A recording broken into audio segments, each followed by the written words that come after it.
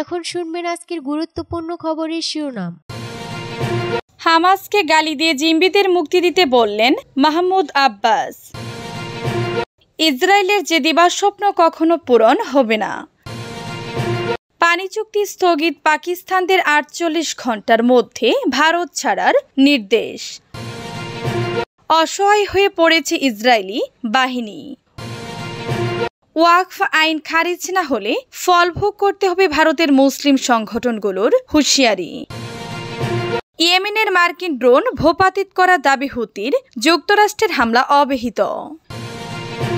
হামাসকে গালি দিয়ে জিম্মিদের মুক্তি দিতে বললেন মাহমুদ আব্বাস। ফিলিস্তিনের কর্তৃপক্ষের প্রেসিডেন্ট মাহমুদ আব্বাস বুধবার হামাসকে গাজায় এখনও আটক রাখা জিম্মিদের মুক্তি দেওয়ার আহ্বান জানিয়েছেন। তিনি বলেন, জিম্মিদের ধরে রাখা ইসরায়েলি হামলার প্রধান অজুহাত হয়ে উঠেছে। রামাল্লায় এদিন এক সভায় আব্বাস বলেন, হামাস এই অপরাধী দখলদারদের গাজা উপত্যকায় অপরাধ সংগঠনের অজুহাত দিয়েছে, যার সবচেয়ে বড় উদাহরণ হচ্ছে জিম্মি ধরে রাখা। এর খেসারত আমি দিচ্ছি, আমাদের জনগণ দিচ্ছে, ইসরায়েল নয়। অ্যাডান আলেকজান্ডার নামের একজন মার্কিন জিম্মিকে ইঙ্গিত করে আব্বাস স্যার বলেন, প্রতিদিন মানুষ মারা যাচ্ছে কেন? কারণ ওরা হামাস ওই মার্কিন জিম্মিকে ফিরিয়ে দিতে অস্বীকৃতি জানাচ্ছে। ইসরায়েলি সম্প্রতি যে মুক্তি প্রস্তাব দিয়েছিল সেখানে এডানের নাম ছিল বলে জানা যায়, তবে হামাস সেই প্রস্তাব প্রত্যাখ্যান করেছে। আব্বাস স্যার বলেন, তোমরা নিকৃষ্ট যা আছে দিয়ে দাও, আমাদের এই দুর্দশা থেকে মুক্তি করো। হামাসের জ্যেষ্ঠ নেতা বাসেম নাইম আব্বাসের বক্তব্যে নিন্দা জানিয়ে একে অপমানজনক বলে উল্লেখ করেন। তিনি বলেন, আব্বাস বারবার নিজের জনগণের একটি গুরুত্বপূর্ণ ও অবিচ্ছেদ্য অংশকে অবমাননাকর ভাষায় বর্ণনা করেছেন। ইসরায়েলের যে দিবার স্বপ্ন কখনো পূরণ হবে না। দখলদার ইসরায়েল একটা প্রশ্ন বারবারই করে আসছে, তা হলো হামাস আত্মসমর্পণ করবে কবে? কিন্তু এই প্রশ্নটাই ভুল, কারণ ২০২৩ সালের ৭ অক্টোবরের পর গাজায় ধ্বংসস্তূপের নিচে থেকে যুদ্ধ এখন আর কৌশল নয়, এখন টিকে থাকার এক সংগ্রাম চলছে। হামাসের অস্তিত্ব এখন গোটা ফিলিস্তিন জাতির প্রতীক। এ বিষয়ে মধ্যপ্রাচ্য বিষয়ক বিশ্লেষক ডেভিড হিয়ারস্ট বলেন, হামাসের পরিণতি আজ ফিলিস্তিনেরই পরিণতি। ইসরায়েলের দিবার স্বপ্ন গত ১৮ মাসের পূর্ণমাত্রায় আগ্রাসন, তারপর ২ মাসের অবরোধ ও ক্ষুধাকে অস্ত্র হিসেবে ব্যবহার করার পর ইসরায়েল এখনও সেই দিবার স্বপ্ন দেখে চলছে যে হামাস ও ফাতাহর মতো হবে, অর্থ নিবে, বন্দি দিবে, অস্ত্র ছাড়বে। তবে হামাস কখনোই ফাতাহ হতে রাজি নয়। ফিলিস্তিনি স্বাধীনতাকামী সংগঠনটি বারবার বলে আসছে, তাদের দুটি মূল শর্ত রয়েছে, যে শর্তে তারা অনড়।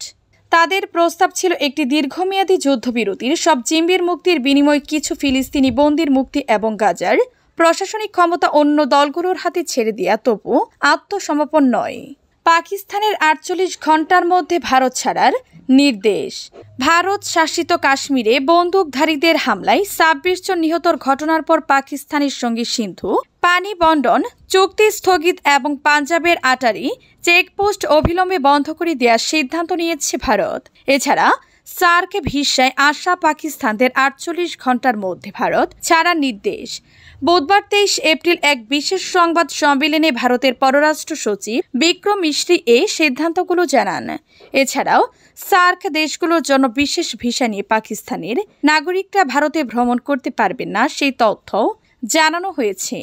যারা ওই ভিসায় ইতিমধ্যে ভারতে রয়েছেন তাদেরও ওই ভিসা বাতিল করা হচ্ছে এবং ৪৮ ঘন্টার মধ্যে ভারত ছাড়তে বলা হয়েছে। দিল্লিতে পাকিস্তানি দূতাবাসে সে দেশের সেনা, বিমান ও নৌবাহিনীর যে পরামর্শদাতারা রয়েছেন তাদের পার্সোনা নন গ্রাটা অর্থাৎ অবাঞ্ছিত বলে ঘোষণা করেছে ভারত। তাদের ১ সপ্তাহের মধ্যে ভারত ছাড়তে হবে। ভারত ও ইসলামাবাদে তাদের দূতাবাস থেকে সেনা, বিমান ও নৌবাহিনীর পরামর্শদাতাদের ফিরিয়ে আনবে। ২ দেশের দূতাবাসেরই সামরিক পরামর্শদাতাদের ৫ জন করে কর্মীকে নিজের দেশে চলে যেতে হবে। অসহায় হয়ে পড়েছে ইসরায়েলি বাহিনী। গাজা উপত্যকায় ফিলিস্তিনি স্বাধীনতাকামী সংগঠন হামাসের প্রতিরোধ টানেল মোকাবেলায় রীতিমতো অসহায় হয়ে পড়েছে ইসরায়েলি সেনাবাহিনী। সেখানে তাদের সামনে যে কঠিন চ্যালেঞ্জ রয়েছে সেই দিকে ইঙ্গিত করেছেন ইসরায়েলি সামরিক বিশ্লেষক আফি আশকেনাজি। ফিলিস্তিনি প্রতিরোধ টানেলের বিরুদ্ধে ইসরায়েলি বাহিনীর তৎপরতাকে চামচ দিয়ে সমুদ্র সেচার মতো বলে মন্তব্য করেছেন তিনি। একই সঙ্গে তিনি গাজার যুদ্ধকে ইসরায়েলি বাহিনীর জন্য একটি জটিল চ্যালেঞ্জ হিসেবে উল্লেখ করেছেন। সম্প্রতি ইহুদিবাদী সংবাদ মাধ্যম আরিফকে দেয়া এক সাক্ষাৎকারে আভি বলেছেন, গাজায় এখনো হাজার হাজার সুড়ঙ্গ চিহ্নিত করা যায়নি। আপনি যেখানে পা রাখবেন সেখানে একটি সুড়ঙ্গ রয়েছে। প্রাথমিক অনুমানের বিপরীতে হামাস এখনও তাদের যুদ্ধ ক্ষমতা বজায় রেখেছে এবং তাদের বিশাল বাহিনী রয়েছে। রাফা এবং অন্যান্য এলাকায় হামাস শত শত কিংবা সম্ভবত আরও বেশি যোদ্ধাকে সুড়ঙ্গের মাধ্যমে আল মাওয়াসি এলাকায় স্থানান্তরিত করেছে। ইসরায়েলি এই বিশ্লেষক আরও বলেন, বাস্তবতা হলো যুদ্ধটি বর্তমানে ইসরায়েলি সেনাবাহিনীর জন্য খুবই জটিল। এই সেনাবাহিনী এমন একটি বাহিনীর মুখোমুখি হচ্ছে যারা গেরিলা যুদ্ধে পারদর্শী। ওয়াকফ আইন খারিজ না হলে ফল ভোগ করতে হবে ভারতের মুসলিম সংগঠনগুলোর হুঁশিয়ারি। ভারতের বিভিন্ন মুসলিম সংগঠনের পক্ষ থেকে শুরু হয়েছে ওয়াকফ বাঁচাও আন্দোলন। দেশের বিভিন্ন প্রান্তের মুসলমান নেতারা বিজেপি নেতৃত্বাধীন এনডিএ জোটের শরিকদের উদ্দেশ্যে বলেছেন তারা যেন সমবেতভাবে সরকারের উপর চাপ সৃষ্টি করেন, যাতে ওয়াকফ আইন প্রত্যাহারে সরকার বাধ্য হয়। অন্যথায় ওই শরিকদের প্রত্যেককে মুসলমান সমাজের ক্রোধ, রোষ ও ক্ষোভের মুখোমুখি হতে হবে। অল ইন্ডিয়া মুসলিম পার্সোনাল ল বোর্ডের সভাপতি খালিদ সাইফুল্লাহ রহমানি, হায়দরাবাদের এআইএমআইএম নেতা আসাউদ্দিন ওইসি, উত্তরপ্রদেশের শিয়া সমাজের নেতা মাওলানা কালবে জাওয়াদ সহ বিভিন্ন নেতা এনডিএ শরিকদের হুঁশিয়ারি দিয়ে বলেছেন, ওয়াকফ বিলকে সমর্থন করে তারা সবাই মুসলমানদের পিছন থেকে ছুরিকাঘাত করেছেন।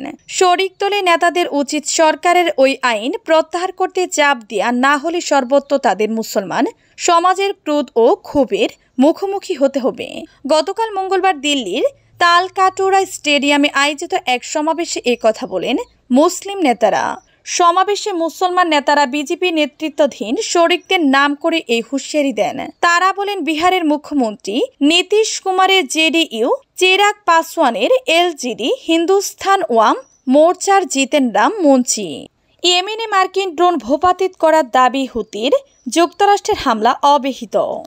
ইয়েমেনের উত্তর পশ্চিম অঞ্চলে একটি মার্কিন ড্রোন ভূপাতিত করেছে বলে জানিয়েছেন দেশটির সশস্ত্র সংগঠন হুতি। তাদের দাবি, ড্রোনটি হাজ্জাহ প্রদেশে হামলা চালানোর সময় সেটিকে ভূপাতিত করা হয়। এদিকে হুতি মালিকানাধীন সংবাদ মাধ্যম আল মাসিরাহ জানিয়েছে, গতকাল মঙ্গলবার রাতে ইয়েমেন জুড়ে অন্তত 3 স্থানে একাধিক বিমান হামলা চালিয়েছে যুক্তরাষ্ট্র। হুতি মুখপাত্র ইয়াহিয়া সারি গতকাল মঙ্গলবার এক বিবৃতিতে বলেন, সংগঠনটির আকাশ প্রতিরক্ষা ব্যবস্থা যুক্তরাষ্ট্রের একটি শত্রু ভাবাপন্ন MQ-9 রিপার ড্রোন ভূপাতিত করেছে, যা হাজ্জাহর আকাশ সীমায় হামলা চালাচ্ছিল।